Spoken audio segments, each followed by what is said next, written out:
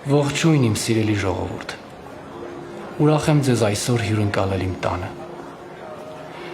Ես խոսելու եմ ձեզ հետ եւ ներկայացնելու հայտնի հեղինակավոր անհատների,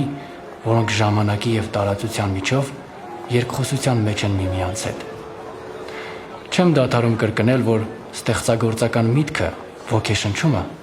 սահմաններ չեն ճանաչում։ Եվ ինչպես Հայաստանում,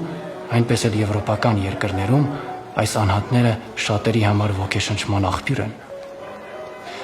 Ես ինքս իմ կյանքում առիթ եմ ունեցել հանդիպել եվրոպացի այդպիսի անհատների,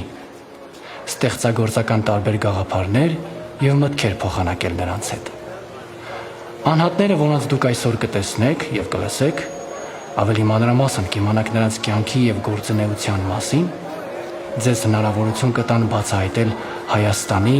եւ Եվրոպական միության միջև տարիներ ձգվող բարեկամական հարաբերությունները։ Հարաբերություններ իշա հայ ժողովրդի։ Հայաստանում Եվրոպայի օրվա շրջանակներում ուզում եմ առաջարկել ձեզ մասնակցել մի հետաքրքիր